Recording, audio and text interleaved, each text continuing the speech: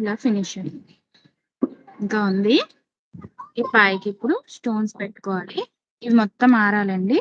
ఆరాకప్పుడు ఇప్పుడు అప్పుడు మధ్యలో మనం ఈ బేస్ పెట్టుకొని మధ్యలోకి ఫ్లవర్ పెట్టుకున్నాం కదా డ్రాప్ షేప్, దాని మధ్యలోని ఈ కుందన్ పెట్టుకోవాలన్నమాట ఇలాగా.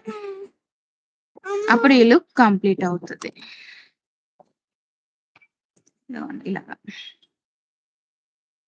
బట్ ఈ గమ్ ఆడాలి.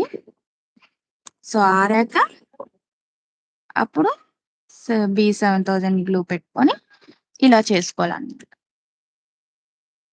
మొత్తం అన్ని డ్రాప్ షేప్ కి పెట్టానుకున్నాం కదా, వాటన్నిటికీ మిడిల్ ఇలా పెట్టుకుంటే ఇంకా లుక్ బాగుంటది.